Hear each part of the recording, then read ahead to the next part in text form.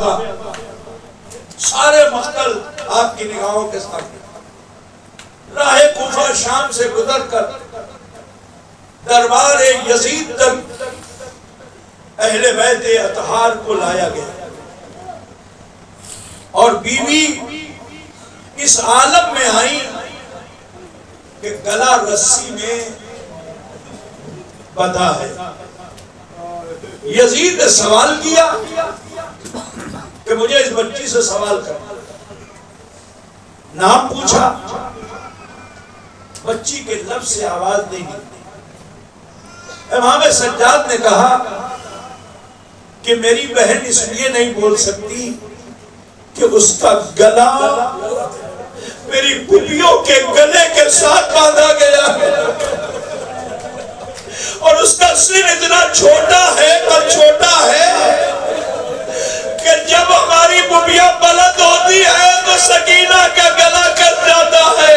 اب مجھے نہیں پتا کہ کس حالت میں بیوی نے سفر کوفہ شام کیا ہوگا.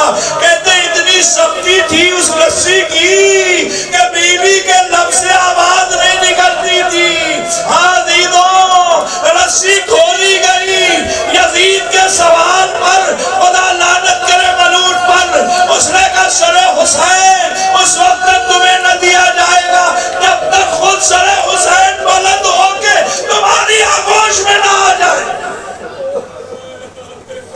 ارباب ادا زندان شام میں اس امتحان کے بعد اہل بیت کو قید کیا گیا. بس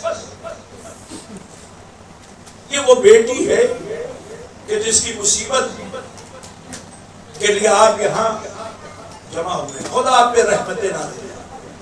بیوی نے زندان میں خواب دیکھا کہ میرا بابا میرے قریب ہے اور آواز دیتے میری بیٹی اب تم میرے پاس آنے والی, تمہاری ساری مصیبت دور ہونے والی.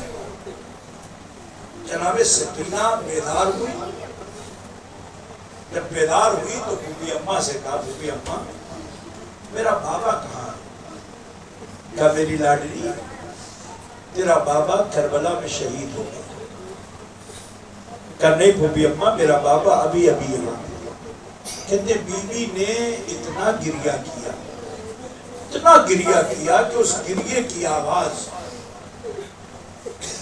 یزید کے دربار تک پہنچ گئی اور شام والوں میں ایک ہلچل پیدا ہو گئی کہ یہ بچی کون ہے, اور یہی انقلاب کا سبب بھی بنا. اہل بیت کی رہائی کا سبب بھی اس بچی کی شہادت کے بعد شروع ہوا.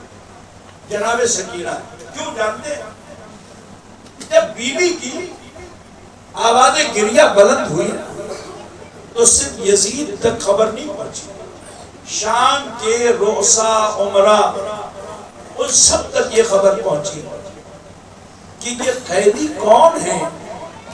ان سے بہتر قیدی ہم نے کبھی دیکھے نہیں.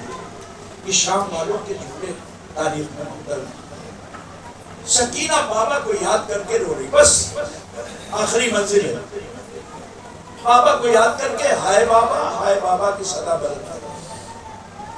جتنا بھی سمجھایا جاتا تھا گریہ اور بلند ہو رہا. یزید ملعون تک خبر پہنچی. کسی نے مشورہ دیا کہ اگر بچی کی آواز کو خاموش کرنا ہے تو اس کے بابا کا سر جو رکھا ہے اسے اس کی آغوش میں دے دیا جائے. یہ اپنے بابا کو دیکھے گی, خاموش ہو جائے گا. کسی نے سچ ہی کہا تھا. سکینہ کے پاس سر حسین آیا, بیوی نے منہ پہ منہ رکھ دیا, بیٹھ کرتے کرتے خاموش ہو گئی. زینب آگے بڑھی, شانے کو پکڑا, ارے بدن کو سرد پایا, آواز دی سید سجاد انا للہ و انا الیہ راجعون. عزیز و سکینہ دنیا سے رخصت ہو گئی.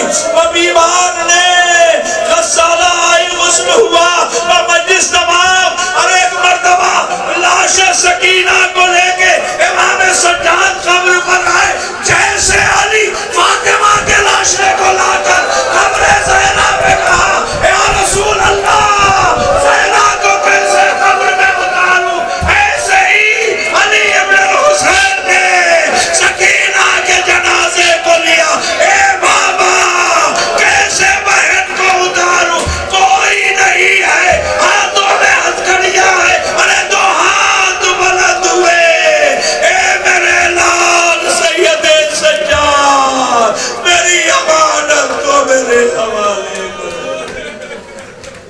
گے میرے لال، میری امانت کو میرے ماتم